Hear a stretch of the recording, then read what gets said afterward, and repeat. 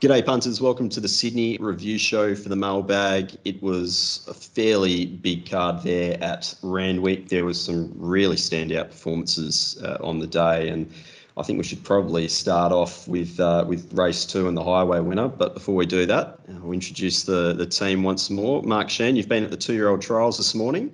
Welcome back to the show, and just give us a little quick summation of what you saw there at Kensington today. Yes, probably down on recent years for a lot of depth in the trials. There were a couple of standouts there. There was a filly of Kieran Mars who trialled well. Kalishnikov trialled quite well. I just can't, where have I put that sheet? Anyway, it's here somewhere. But Kieran Mars, there was a filly there. She won her trial pretty easily. And Kalishnikov, probably the best of the standards, but there were some heats there. I commented to one person, they walked around, looked like a narrow maiden. There was a couple of heats there where there was some very underdeveloped types, and I don't think we saw a lot of depth there. A couple of nice horses, but maybe no superstars just yet. Okay. Mark Rhoden, you would have had a fairly busy week, I guess, with Newcastle leading into Randwick and so forth. How did you end up, on the right side or the wrong side? Right side for the week. Saturday was a bit flat. I didn't get overly heavily involved with the shorter runners, so I was just sort of trying to find winners out a bit wider, and I didn't have much luck. But Wednesday and Friday in particular were pretty good, so we battle on. And Rob Scurry, it's your time of year. There's horses coming into preparations at different stages, and ones that you wouldn't have seen in a little while. If I had to give you one horse that really caught your eye on Saturday, which horse was it? Ice bath in the last. Look, I was scathing on that horse his first couple of runs. It looked pregnant first up, yep. And then it just walked in, just dappled up, trimmed down, relaxed, coat come through. Obviously, Daffle's coat come through. So yeah, that was the one that really caught my eye. And I even did my lucky 3.5 unit play, which seems to be the lucky number for my big bet. And yeah, everything lined up except the jock. But live and learn. Fool me once. We'll let you. They fooled me twice on the day, actually. Exactly. Yeah, we'll let you have a go at Glen Boss at some stage during the show. But we'll start with race 2, which was the highway over the 1,000 metres. They've gone fast for the class, 4 lengths fast to the 600. But really, it's all just about the winner here. In It's Me, it's recorded the second biggest figure on the day on the punting form data, 11.2 lengths above the all average, which is only just behind Kolding. Rob, just give us a quick overview of how you've seen this horse so far and what sort of type is it? I think we said last time, I think it's the best highway type since Noble Boy. And it looked like it just come on only marginally from its first up run, but it still, stood out to me as like a proper horse. And, for me to have a bit of a go on something at even money for the subscribers is a very, very rare thing. And I just thought it would win. And after I saw the first race with the running line being, winning the race and running the Quinella, maybe even the trifecta, I just thought, well, this is going to, get wide and come down the outside and just win. And it looked like it was going to do that 350 out. It just looked like I had him covered there. Mark Shean, what's your impression on this horse, It's Me? And I guess it's probably a difficult question to ask, but do you get an idea of or a ceiling of where this horse might be able to fit in the scheme of things? Well, you don't see highway horses at their second and third start running the quickest last 600 of the day when there's group races on the program. So, and look, the only concern was probably that it already secured a slot in the Kosci, was back in distance, and whether it would be a bit underdone. Well, I don't know about that. That's absolutely bolted in. It's 1 by 5 pulling up, and he hardly moved on it. And as Rob mentioned, probably still improvement to come. So, you could be looking at a very good mare here. Mark Rhoden, anything out of the race from your perspective? It'll be a very good reference for future highways. This winner's obviously going to the Kosciuszko. 350 is probably overs, just looking at this early market. I mean, they've got most of the early markets have a host of runners under $15, and they're just, the bulk of them, I just couldn't get anywhere near this thing. So it really does seem to have that race at its mercy. But look, just on my figures, some of these, I mean, Crackneck's run to a better figure than it's ever run before, running second. Toto's nearly gone to its best, and it's still very green. Leo's a highway winner, and they've all rated their marks, getting beaten 4, 5, 6 lengths, which just shows the strength of this race. But also that some of these that finished, second to sixth will be competitive in highways when they reappear too. Yeah, I think Leo was a very good run there, Mark, too. We had a checkered passage all the way through. Probably should have run second, really, but certainly the winner to one to follow. Okay, we'll touch on race 4, which was the T Rose Stakes over 1400 for the 3-year-old fillies, the Group 2. And I guess the whole conversation is mostly going to be about Dame Giselle, who won from Hungry Heart. Rob, give us just a quick overview of how these two looked, and was there anything else in the field that you were taken with? Look, I thought Dame Giselle just looked perfect. She'd come on, she'd trim down a little bit. She's a real pro, so she had to go out on top. Hungry Heart, maybe a bit of the boom starting to come off, but maybe it's going to be better suited to the mile. I was quite impressed with Montefilia. I can't remember her looking, being that big and rangy as a 2-year-old. So she sort of filled out or last preparation. I guess she was a 2-year-old then. So yeah, I thought it was those three. Still think Thermosphere's got a bit of improvement to come. Every Rose as well. I think that there might be a race for them somewhere, as they still look a little bit underdone to me. Mark Shean, when you have a look at the race, Hungry Hearts obviously has the starting price, slight starting price advantage over Dame Giselle, and probably lost a little bit of momentum at the top of the straight there. Still recorded some good splits off the relatively slow tempo. Would you be siding with it over Dame Giselle if they were to meet again? Look, I think the fact that Thermosphere got outside Hungry Heart in the run and she couldn't improve when she wanted to get rolling, and then it developed into the sprint home, was the undoing of Hungry Heart. She was just in the wrong spot at the wrong time with Thermosphere outside her. We saw last year in the Flight Stakes that Funstar turned the tables on Probabile by a significant way. I think if Hungry Heart can get in a position where she can start rolling rather than the sit sprint, I think it might be a different result. I thought Miravar was outstanding from the back here. This was a horse who was ridden on speed last start at Warwick Farm, and they rode her right back in a slowly run race on Saturday. I think she's going to the Spring Championship now, which she's firmed into third favourite with the news this morning that Mwanga will not run in the race. So she could be one for that race. Mark Rhoden, how are you assessing the form coming out of this race, and do you have one of the horses that you would prefer to side with going forward? I tend to agree with Mark. I think Hungry Heart's going to be the one that is best suited at the mile of the Flight Stakes when they're next going to reappear. Just looking at the pre-post betting, best price Hungry Heart is $2.60. Best price Dame Giselle $4 or $5. I think that's too big a gap. I would certainly be leaning to Hungry Heart, but the Flight Stakes, it ended up a very small field last year with the two dominant fillies in it. It could be a slow race again, which would give Dame Giselle a chance of beating Hungry Heart again. And Montefilia is going to be fitter, and it looks like she's looking for the mile. She is. Yeah. I actually backed Montefilia. I was hoping she might be able to bob up and be the different form on Saturday. She ran quite well, as did Vangelic. I don't know that she's got the quality to turn the tables on the others, especially at 1600. But she was game again on Saturday. But there's not any real depth in the fillies ranks, and the Flight Stakes is going to be a pretty thin market again, I think.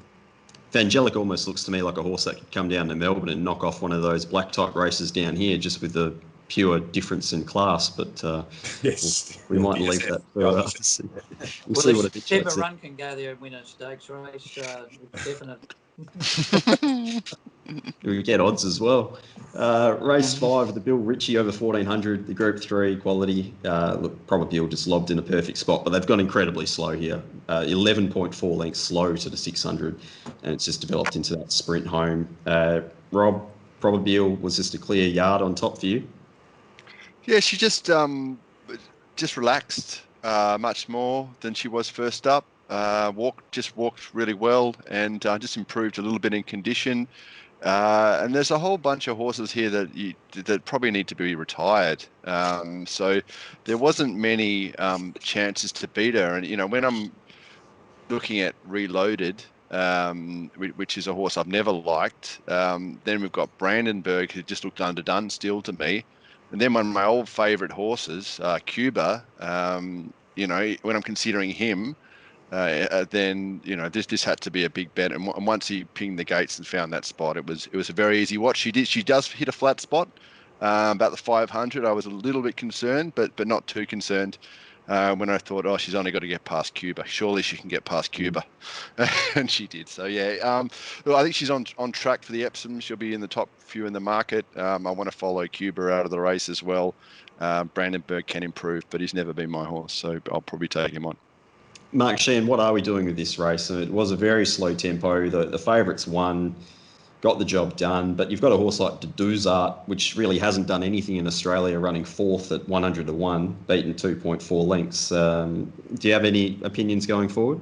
Look, I thought it was a great ride from McAvoy. Summed it up early by bouncing her out, getting her in the perfect position. I think the Duduzart was a terrific run. First run in blinkers and looked well above himself to my eye. He looked better than he did at Silver. He was very sweaty, was still big and had a lot of improvement. So just looking at his runs overseas in Ireland, he might be a horse who will certainly stretch out over 1.5 miles. So once he gets to longer races, I would certainly be looking for him. As Rob mentioned, Brandenburg just sweated up before the race, reloaded, very one-paced. I don't want to be on him in anything. So I think it was a race she had to win the position she was in the 1-1. Mark Rhoden, Probabile, what price did you have her before the race? I wanted 270 to back her, and they bet 270, and I was looking at it, and I got Rob's message. He's really strong on it, and the price just went then, and I ended up staying out. But anyway, that's life. I pretty much agree with everything Mark said as to the format of this race and going forward out of it. It hasn't rated very well. The times and sections just aren't there. But Probabile does have another level in her, so she'll be competitive in the Epsom. I don't know if she's deserves to be favourite. I'd have to give that more thought, but she's heading the right way.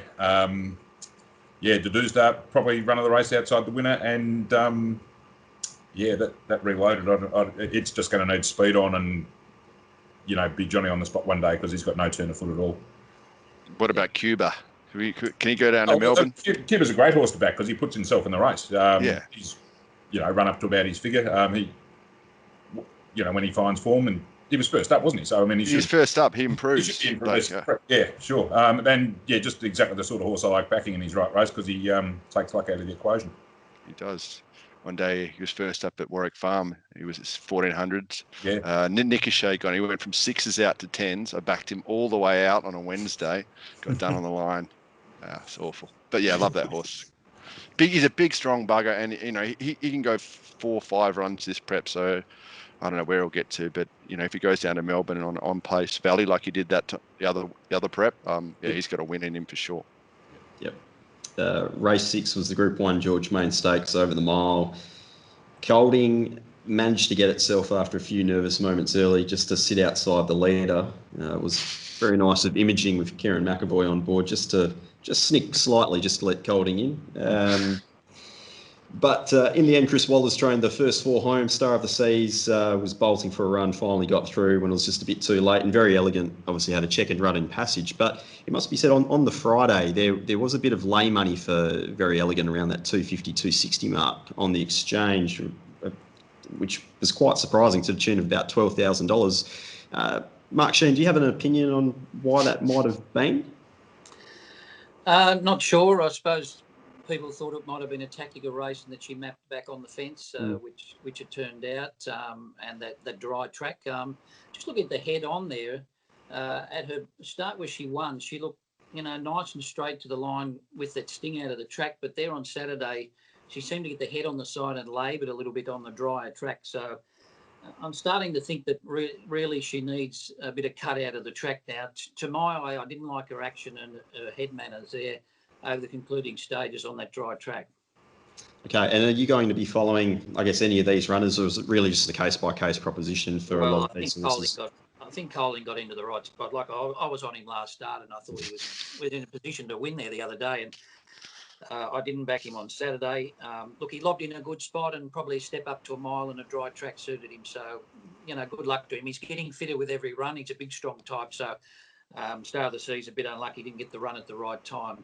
Imaging, look, I thought he'd win the Epsom coming into that race on Saturday. Thought he could have just done a touch better, but he's another one who might just like a little bit of give in the track. Yeah, just seemed to peak over the last 200 metres, didn't he? Rob, what do you think out of the yard? They probably just all looked good, didn't they? They all look good here. The only one that is still way off is Colette. She's improved from her first run, but she's still, way off her top, I'd say. But yeah, all the Waller horses paraded perfect Waller. Avilia sucked me in again. I nearly stayed out of it. I was flying at this stage. I was really trying to, and then and so then I just thought maybe with a small field you might be able to stay close enough, but he seems to have lost the zest for racing. Yeah, he really lost contact there at certain points, and then he seemed to be laying all over Colette in the straight as well. Mark Rhoden, how are you reprice? Oh, do you reprice the race once you've done your analysis? And if so, what are you doing with these horses going forward? I don't do every race, but if there's a race that I want to sort of almost redo the form on, I will. I didn't actually do it in this race. I don't have a great deal to say about these. I mean, they're just going to go where they go, and if they're suited, they're suited. Most of them are handicappers rather than weight for age horses, I would suggest. And with the exception of the winner, they could all be better on wet tracks. Certainly very elegant, but all of them, Imaging, Star of the Seas, even Colette, all their best marks are on wet. So that could be what the bulk of them are waiting for. I don't know. There was a bit of commentary straight after the race that Very Elegant sort of lost its chance with that bit of buffeting at the 300, but I don't think you can make that excuse for it. I'd have to say it was either the dry ground or just a come off a pretty tough run first up to second up. That's the only plausible excuses in my book. But I'd be leaning to the wet track thing, for sure. Okay, sure. All right, race 7 was clearly the most interesting race of the day, in my opinion. The shorts over 1,100 metres, the Group 2, and Classique Legend, after, I guess, not really getting the best run in transit, really just unleashed late to record some outstanding final splits off a slow tempo. They've gone 4 lengths slow to the 600. Rob, there's plenty of horses here that you would have had to go through and assess, but I guess probably for me, the first 5 across the line are the most interesting. Classique Legend, Eduardo, Bivouac, Dirty Work and Standout. How do you rate those 5? All very well. I think they're all just about in the numbers with my old mate Ball of Muscle. But I think I sent Standout out on top. I thought he'd really filled out, grown. His coat, he seemed forward, so he just went out on top. Classique, then Ball of Muscle. And then Classique Legend, he looked a bit underdone. He looked half asleep. But I've seen many champion sprinters look half asleep, walk around, not, bat an eye. And Dirty Work, I was hoping to see more improvement, because I've been noticing the Hawks runners have been really improving. Second up, happened again with Rock on at Newcastle. But yeah, he just, I was hoping to see more. I know he is a bit of a roly-poly type, but yeah, he can still certainly improve a fair bit. The fit horse here, and on reflection, was a good each way bet, was Eduardo. He looked at top, great attitude, like what I describe as a sharp attitude, and did I miss one? Bivouac. He's never been really one of mine, but he paraded really, really well, like as you'd expect. Good condition on him, half a short, little bit short of a run, but focused, relaxed, and can certainly improve. Mark Shean, it was a messy race. There was a lot of horses that lost momentum at one stage or another. Eduardo's run second after sitting 3 wide without cover. How are you assessing this race going forward? Yeah, I don't think 3 wide without cover was actually a disadvantage there. They didn't look like they flew, as you mentioned, with the times there. So I think Classique Legend is certainly the one to take out of the race. Lost his spot at a vital stage. He did look a bit roly-poly, but he has won like that before. But he'll certainly keep improving, and he was most unlucky in the Everest last year. Arguably, he's progressed and got a bit stronger this time in again. So you could only think that he would improve again off the run. Bivouac went a lot better than I thought he would. He was posted in a bad spot all the way, and I thought he charged up to win. And that's not normally his go, because I think he's a horse who really needs a soft run for him to sit and then explode away. I thought that was a good run from him. Didn't like the look of Dirty Work in the yard, as Rob said. I thought he went backwards from his run before. And away from that, there was nothing I liked. The Catalyst looked light, and I didn't like the look of him in the yard. So all about the winner for me. Mark Rhoden, what are we doing with a horse like Standout, who was commissioned, I guess, earlier on in betting, and he's recorded a really big split from the 400 to the 200 and then just peaked towards the end. Are we making excuses for Standout? I don't think he's a Group 1 weight for age sprinter, to be honest. I think he's probably Group 2, Group 3, at weight for age level at least. Yeah, I think Classique Legend is the only one I would be considering, in terms of the big races like the Everest coming up. Dirty Work was a little bit unlucky. Interesting to say here, both Mark and Rob say that it had gone backwards from first up. I was on it, and that's yes. Lizzie didn't say that. Tip of the yard, and then Les Bridge got stuck into her. How good was that? I missed that. Excellent. I don't know. Hugh Bowman came up on Bivouac and sort of shut him in when he was looking to make his run just before the turn. And interestingly, in the steward's room, Tommy Berry said the horse only has a short sprint anyway, and that's why he didn't want to expose it from about the 600. He was trying to stay in behind him as long as he could, and he almost got flushed out by Hugh Bowman, but then couldn't get out anyway. But that said, he couldn't get past Eduardo in the last 100, so I'm not arguing he was especially unlucky or anything. But Classic Legends, the run of the race, it was a great effort by Kay McAvoy to get into the running line from his awkward gate, but after that he did race in restricted room and had to leave his run very late and really launched. This isn't the absolute triple A grade form. Going to the Everest is the Nature Strip G Trail line though, and Classic Legend would need them to be off to win, I think. Just on Nature Strip, he kicked J-Mac off in the trial this morning. Yeah. So what happens there going forward towards the next start? I don't think it's much different. He had a hit out on his own there. He went around the outside fence and then gave the pony a bit of a run for his money after that. So he's had a bit of a hit out this morning. So no, I think he's got a few tricks, hasn't he? Hasn't he? What? Never a dull moment with him. God. That poor pony trying to chase Nature Strip. That will someone get the replay of that. There will be outstanding viewing, I think, once more. Race 8 was the Kingston Town Stakes over 2,000 metres. Group 3, Taika Mochi lobbed in a perfect spot on a very fast tempo, 5.5 lengths fast to the 600, and managed to keep going through the line. Shared Ambition loomed up and again just seemed to peak late over the concluding stages, and Brimham Rocks was pretty solid after getting a nice and aggressive ride from Nashua Willer. Rob, again, plenty of horses at different stages of their prep. Who caught your eye here in Kingston Town? Brimham Rocks went out on top. I backed this horse in the Epsom when he got beat a pimple by, some horses at Katoomba now. Maybe not be Katoomba, but one of those horses that just sort of peak and then where do they go? So he went out on top. I thought Zabrowski really come on, but Mark Shean's words were ringing in my ears. Maybe he is a wet tracker. I think I even said that on the text message. So yeah, I put him in, and another one of these Hawks horses that are progressing well as they, from their, I think it's third up now, so it's not quite that second up thing. But so there was him, the other Waller horse. They always parade well. What was it? Number 2. Number 2, Life Less Ordinary. Life Less Ordinary. Yeah, he just maybe half a run short, and so not quite my perfect Waller, but just look really well. And Taika Mochi's got away from me. I know he sweats up. He always does. I was on him earlier in the prep, and he's got away from him. Gone away from me. So, but on the whole, pretty average bunch here. Bringham Rock's still standing out 2 years on. Like, come on. Yeah, I guess that's it.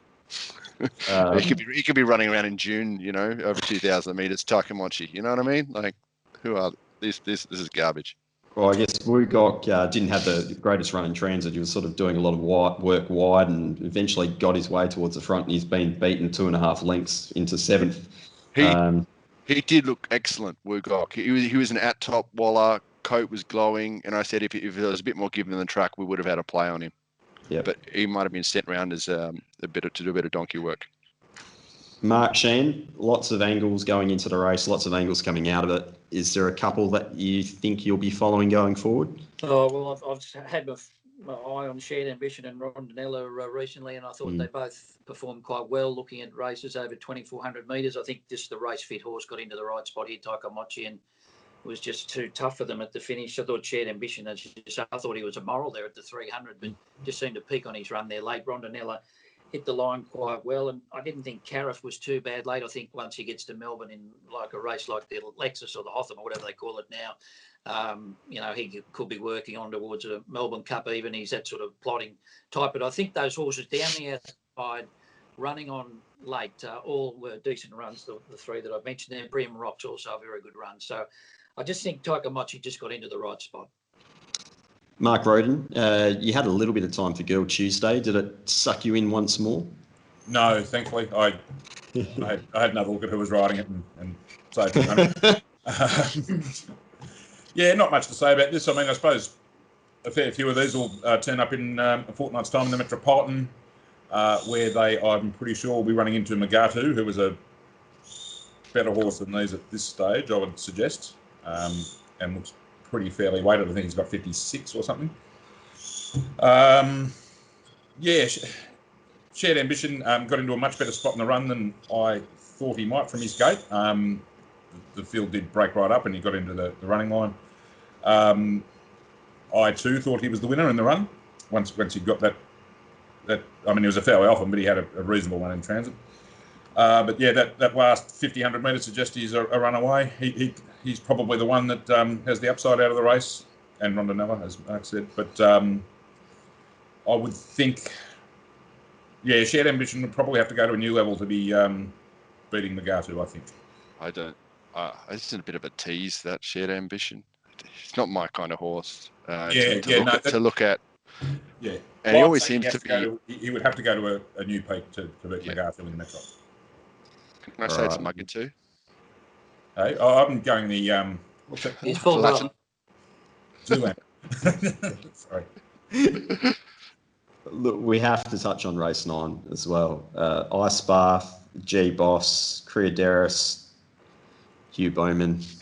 It's just heroes. No matter how you look at it. Oh, it's wonderful. And Academy's just sort of just sitting there and just waiting for something to come up and beat it, and nothing did.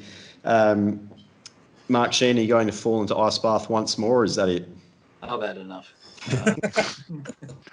How did you not back her, Mark, this time? Remember, I walked past you and I said, look at her. I'm just saying, I'm not backing it again. I've had enough. I don't know whether it needs a set of blinkers or winkers or something. I don't know. It just was... you know what it needs. You know what it needs. No, well, don't mention that. You might get fined 10,000. Look, I can't believe Academy's won this. What did it carry? 6 kilos and giving 3.5 kilos to Ice Bath. I thought this was a 2-horse race, but as I said on Thursday, I thought Criaderis might, need a lot of luck to win, bigger field and get back. Well, I think we should start a poll. Was Farnham a worse ride, or was Criaderis a worse ride? Just from punter's perspective, because it was in a lot of pain coming to the home turn, wasn't it? And how it has run third is a miracle. It's the best last 200 of the whole card, isn't it? I think. Better than the sprinters. They don't come from last in 1400s. Yeah, they just don't. It did map poorly, to be fair. Absolutely, but it wasn't entitled to get that close, was it? Oh no, a very promising horse, I think. I'm going to absolutely have to be on Ice Bath next start after what you've just said as well.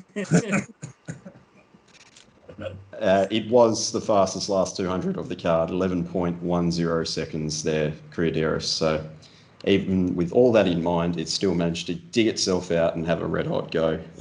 But we will put up that poll. I think we'll see what happens as a result. We'll find a horse to follow out of the meeting. If there's one, maybe two, let us know. Rob, Scurry, I'll start with you. Who do you like? I said Ice Bath. With a jockey change, this horse is now, it's blooming, whereas before it looked, like it was out of the paddock in winter. Obviously it's going to maybe, it just needs a jockey change, and it was half slowly away as well. So Maybe that. And Kriadiris obviously in this race as well. That had really improved. I saw that at Kenzo. He looked shaggy that day, so he trimmed down a little bit. So he's going to go well. But I guess you're not going to get any price for that. Punters love the flashing light run, don't they? Yeah, like exactly. a theory. Yep. Yeah, no, Yep, right. that's a fair call. Mark, Shean, for yourself, a couple to follow. I've got a few here. I think Bound to Win in the first. He got left 6 lengths, and then he got pocketed behind 2 horses that were 35 lengths off the lead, and it still managed to beat about 4 home. I thought it was a fantastic run. I thought Miravail in a very unsuited T-Rose, when it was ridden very differently to its previous start. I think once it gets up over a bit of ground, and that to-do start, well, I thought that was a big improver from what I'd seen previously, and the blinkers on there on Saturday, I think it'll improve immensely fitness-wise, and especially over a little bit more ground. So they're the ones for me to follow. And Mark Rhoden, round us off. Yeah, I'll make my one Montefilia. I don't know if it's actually the Flight Stakes, but I reckon there'll be a race for her this spring somewhere. Wakeful. Wakeful, that Ethereal in Melbourne. I think they said it's going to the Spring Champion. Is it? Oh, Flight, Spring Champion, and then possibly Melbourne. So it's into like 3rd pick now in the Spring Champion with Mo'unga going for the Golden Rose or the Caulfield Minis, and with my money down the tube. I won't be missing Cuba as well wherever he goes. All right, outstanding. Thank you all. We'll be joining up again once more next week to review this week ahead. I don't even know what's happening. It is the Golden Rose, yep. Do we have any early thoughts on that race with Mo'unga going there versus Rothfire and a few others? I'll be taking on Mo'unga. He ran a lot slower sectionals than Rothfire on the same day. I know they were different type of races. I have to get into a little bit more depth, but you'd think Rothfire, just looking at the makeup of the field, would probably get a very soft lead in that race. Would you agree, boys? Yeah. Would appear to be the case. Looking for futures market, the Elwyn market. Yeah, it's should bolt in. Cannot. It looks like an absolute living certainty. Rothfire against Mo'unga. Oh God. $1.10. Head to head. Must be $1.01. 100 to 1. Market a dollar. Just market a dollar. Yeah, market a dollar. All right, Rob. We won't need you then, Rob, for the preview show, but I'll join Mark Shean and Mark Rhoden on Thursday to take a look at the Golden Rose. By the sounds of things, it'll take 25 seconds. Outstanding. Until then, guys, have a good week.